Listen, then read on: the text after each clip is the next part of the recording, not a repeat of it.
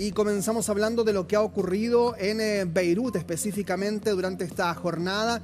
El primer ataque sobre la capital del Líbano desde 2006, perpetrado por fuerzas israelíes, golpea este ataque a un conjunto de edificios. Entre ellos hay por lo menos 4 personas que han muerto. De ellas, 3 son miembros del Frente Popular para la Liberación de Palestina, y Hamas también ha anunciado la muerte de su líder en el Líbano, Fatah Sharif Abu al-Hamin, junto a su esposa, hijo y nuera, en un bombardeo aéreo contra su casa en un campo de refugiados.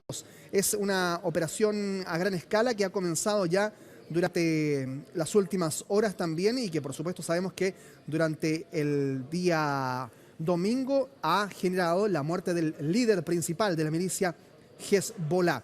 El número 2 de Hezbollah también ha hablado en las últimas horas. Hablamos de Naim Qassem, que ha hecho una declaración diciendo que pese al duro golpe que ha implicado la muerte de su principal líder Nasrallah, aún Hezbollah tiene planificado una serie de ataques en respuesta con miras al territorio israelí, en este caso al norte de Israel, que ha recibido también algunos bombardeos durante las últimas horas, en una intensificación de la actividad armamentística en la zona fronteriza entre el Líbano y el territorio israelí. En Tel Aviv han sonado también las sirenas, lo mismo que en el puerto de Haifa, tal como ha venido ocurriendo durante los últimos días. La verdad es que ha sido intenso también el peregrinar de cientos de personas que han seguido evacuando los suburbios de Beirut, en este caso también, porque ya lo hemos dicho, en la capital no se habían registrado ataques de este tipo sino desde 2006, y por lo tanto ha habido conmoción también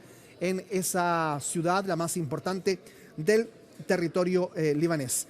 Mientras tanto, ya han advertido a Estados Unidos las fuerzas israelíes que una operación terrestre es inminente. Hay algunos reportes también de algunos medios hace instantes, nada más durante esta tarde en Chile, que hablan de una operación terrestre que ya se ha iniciado. Todavía no estamos en condiciones de confirmarlo de manera oficial, pero habría ya un primer atisbo de irrupción terrestre por parte de las fuerzas israelíes hacia el Líbano, cruzando la línea azul, que es esta zona fronteriza no armada que se ha establecido desde ya hace muchos años entre ambos países. Esa línea ha sido cruzada aparentemente por las fuerzas israelíes, es lo que algunos medios informan todavía de manera muy preliminar, pero ya el Washington Post durante esta mañana había advertido que la operación terrestre sería inminente como parte de las operaciones que buscan desarticular a Hezbollah por parte de Israel, pero que en medio de esto realizan operaciones que no son necesariamente tan selectivas. Hay ataques a edificios que han terminado con civiles muertos, entre ellos niños también, en la cara visible más lamentable de este conflicto que ya suma varias semanas desde que comenzó, especialmente en el norte de Israel y en la zona del Líbano, incluso abarcando zonas de la frontera con Siria. Mientras tanto, y hacia el otro extremo de esa zona del mundo, en Yemen también ha habido operaciones, una operación a gran escala sobre el territorio yemení, atacando puertos, atacando aldeas. En este caso, esto fue una respuesta directa al lanzamiento de un misil balístico por parte de los hutíes sobre el aeropuerto Ben Gurion en Tel Aviv. Obviamente este aeropuerto no sufrió daños porque el domo de hierro permitió que hubiese una respuesta a estos ataques que venían desde Yemen, de acuerdo a lo que ha indicado Israel, y también como una respuesta a la llegada del primer ministro israelí Benjamin Netanyahu. De todas maneras, en ese ataque murieron 4 personas y 29 resultaron heridas, ha dicho el Ministerio de Sanidad hutí, en una nueva muestra de cómo se ha radicalizado la violencia, se ha extrapolado, se transforma esto entonces en una situación regional, que era lo que más temía la comunidad internacional cuando comenzaron los primeros ataques entre Israel y el Líbano. Es el segundo ataque israelí contra Yemen en los últimos meses. En julio, Israel había lanzado una ofensiva similar en la región tras un ataque con drones yemeníes que impactó en Tel Aviv. Habrá que ver entonces cómo se mantiene esta actividad, mientras la muerte del líder de Hezbollah, Hassan Nasrallah, quiero decir, a mano de Israel, ha hecho temer que la escalada se mantenga latente. Vamos a revisar en la siguiente nota algunos detalles de lo que ha sido esta operación israelí durante el fin de semana, que ha marcado la agenda internacional.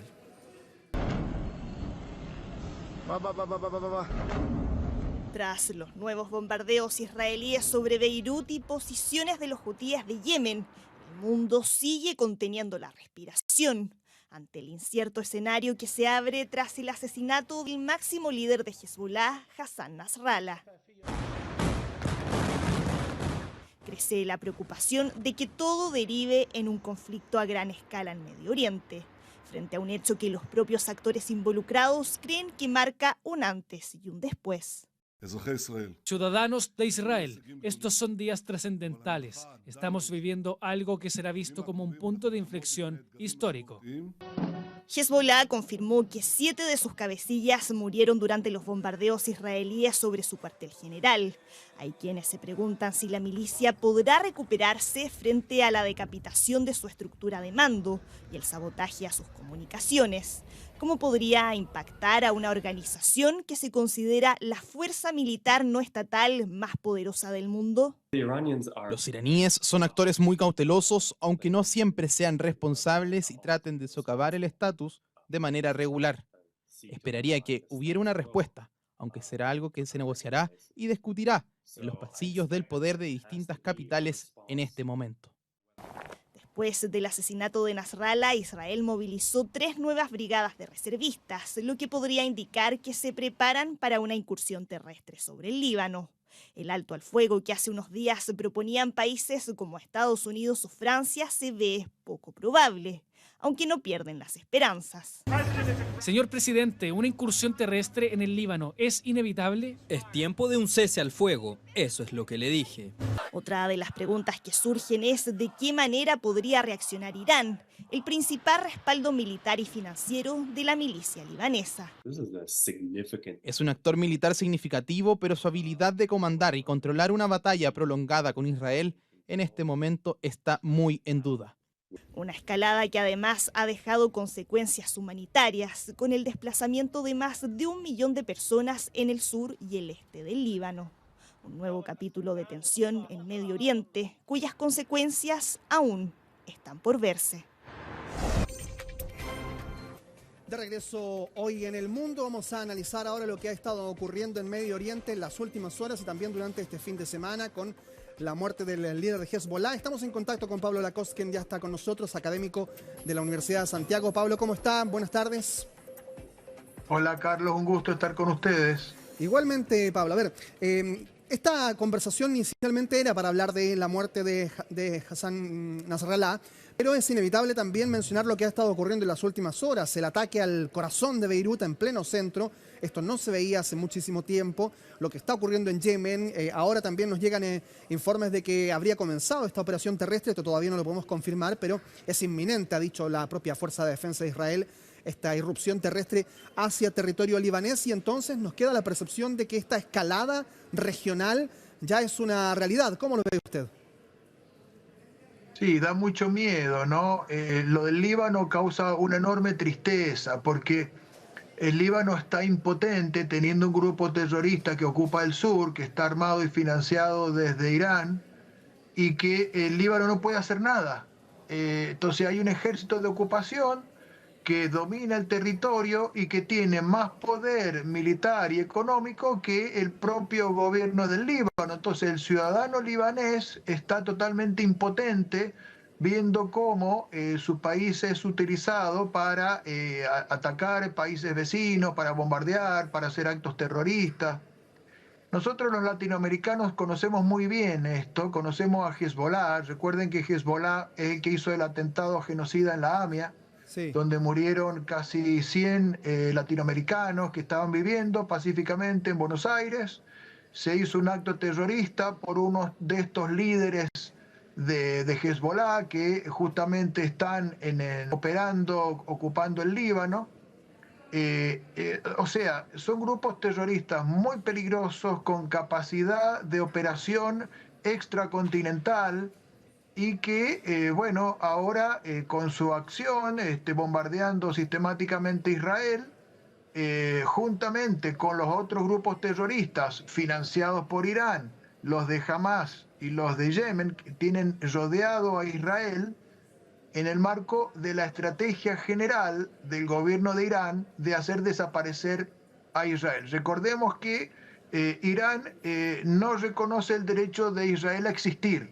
O sea, retoma la ideología del centro de Europa en los años 1930 y 40 de exterminar y hacer desaparecer a Israel, ¿no? Entonces, desde esa perspectiva, como Irán no tiene frontera con Israel, lo que hace es financiar la acción de terroristas en Yemen, en Hamas y en Hezbollah, generando este círculo de hierro sobre el Estado de Israel. Y esto es lo que, a partir del ataque del 7 de octubre, donde Israel sintió que ya no tenía seguridad, porque podían entrar estos terroristas, violar a sus mujeres, matarlas, abusar de ellas, secuestrarlas a una escala brutal, esto llevó a Israel a cambiar su estrategia, tomar una posición mucho más agresiva, más ofensiva, y esto es lo que lo empujó hacia Hamas y hacia Hezbollah. Y eso es lo que estamos viendo en este contexto y esta tristísima bombardeo de Beirut, que obviamente es algo que le duele a toda la humanidad, de pobre gente que no tiene absolutamente nada que ver, pero queda atrapada en el conflicto de, entre Irán e Israel y los grupos terroristas de Hezbollah, ¿no es cierto? Sí, Pablo, ahora respecto justamente de estas declaraciones, por ejemplo, que ha hecho el propio Benjamín Netanyahu, cuando hoy mismo habla incluso al pueblo iraní, le dice, esto no es contra los iraníes en general, ¿no? Y menciona justamente su lucha contra grupos terroristas enquistados muchas veces en los territorios y en las ciudades donde se han registrado estos ataques por parte de Israel. También se habla de la responsabilidad que pueden tener las fuerzas de Israel en la muerte de civiles, dando a entender que los ataques selectivos muchas veces se extrapolan a edificios donde hay civiles, donde hay hombres, mujeres y niños que no tienen que ver necesariamente con las milicias armadas y que han estado atacando también el territorio israelí. ¿Cuál es la interpretación que se hace de esa responsabilidad también?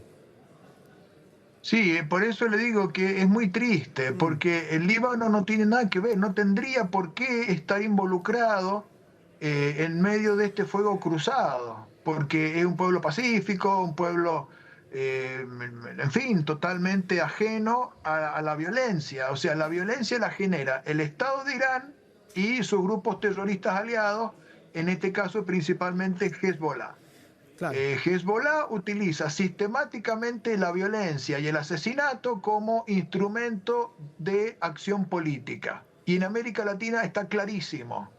O sea, esto lo hemos vivido en carne propia, nadie nos lo contó, nosotros vimos las imágenes de la AMIA, vimos lo que es matar gente inocente, o sea, las casi 100 personas que murieron en la AMIA eran todos civiles, personas pacíficas, que nunca le hicieron daño a nadie, no tiene absolutamente nada que ver, y Hezbollah e Irán son los que, bueno, como parte de su metodología de trabajo, consideran legítimo hacer eso.